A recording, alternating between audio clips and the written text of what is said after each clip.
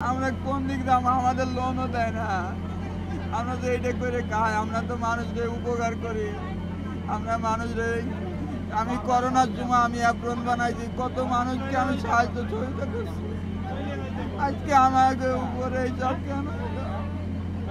কাকে বিচার দিব? আল্লাহ ছাড়া, আল্লাহ ছাড়া আর কেউই নাই করবি, আল্লাহ ছাড়া আমাদের কেউই নাই গো ভাই। আমরা ঘুরে দাঁড়াইতে চাই, আমরা তো 40-50 জন লোকের খাবারের রিজিক বাইর করি। আমরা দেশে বাইরে মাল পাঠাই, সৌদি পাঠাই, মালয়েশিয়া পাঠাই।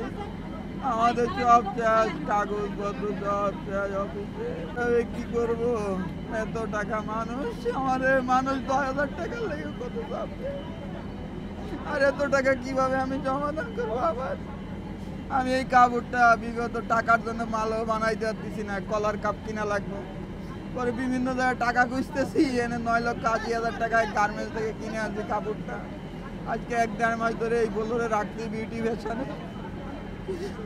জানি না কোন কি হইলো।